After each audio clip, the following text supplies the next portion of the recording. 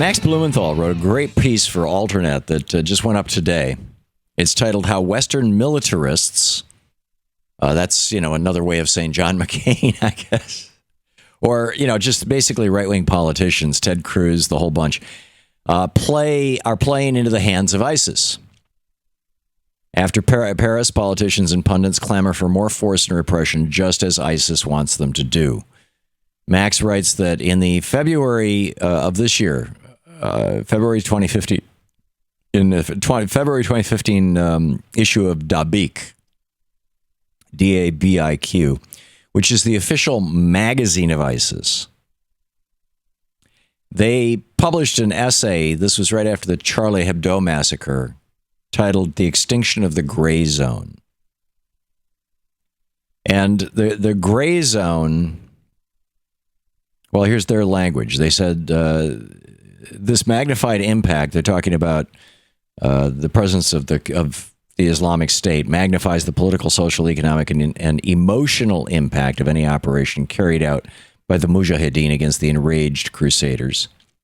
This magnified impact compels the Crusaders to actively destroy the gray zone themselves, the zone in which many of the hypocrites and deviant innovators living in the West are hiding.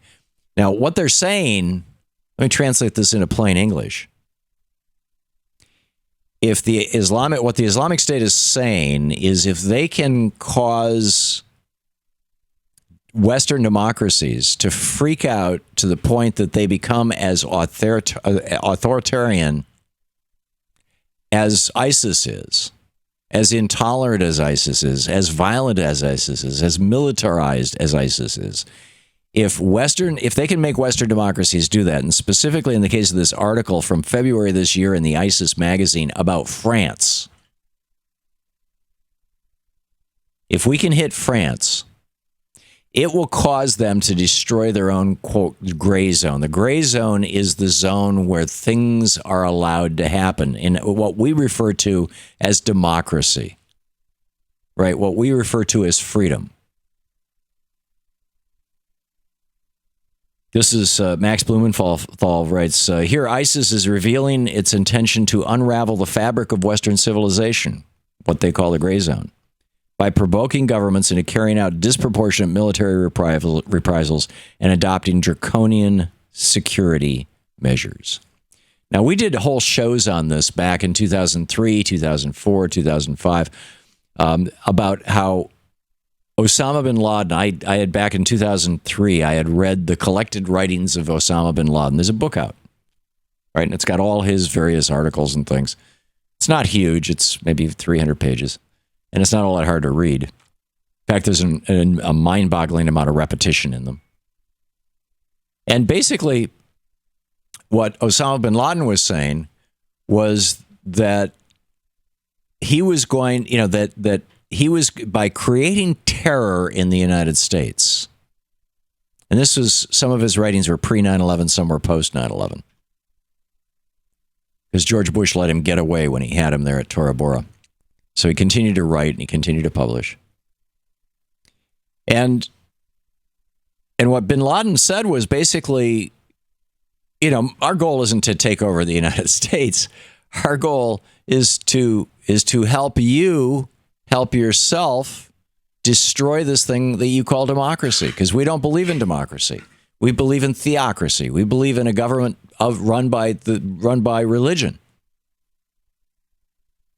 The Osama bin Ladens of the world, the Bobby Jindals of the world, the Mike Huckabees of the world, the Ted Cruzes of the world, the people who think that religion should rule secular democracies.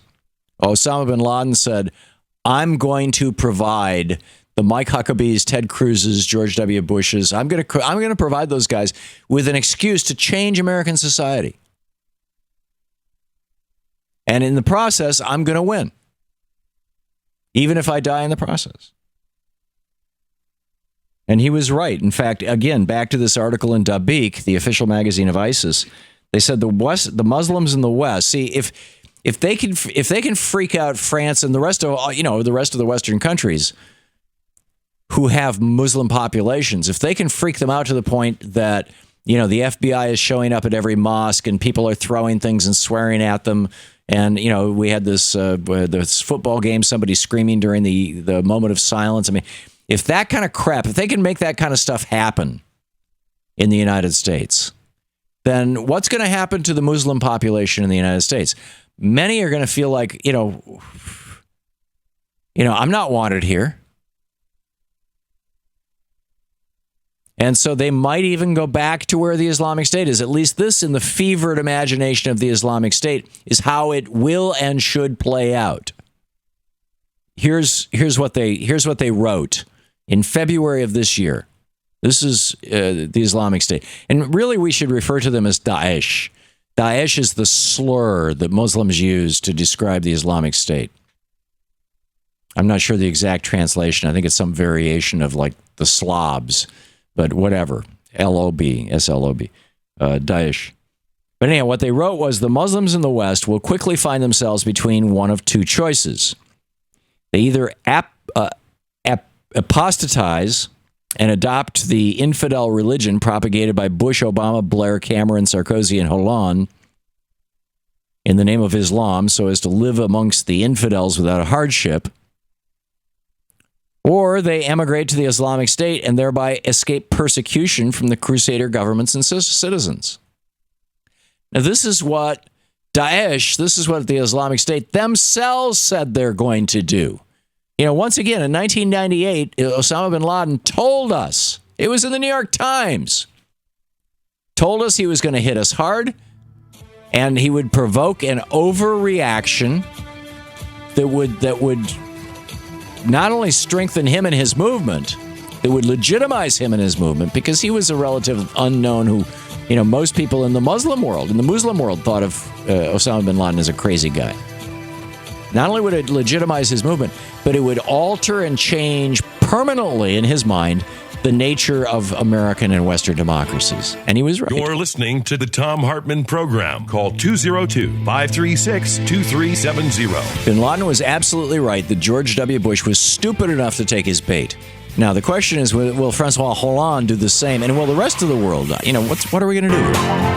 To watch more clips from our programs, hit the Watch More Videos button over here. And please be sure to hit the handy-dandy subscribe button so you'll always be up to date. Tag, you're it.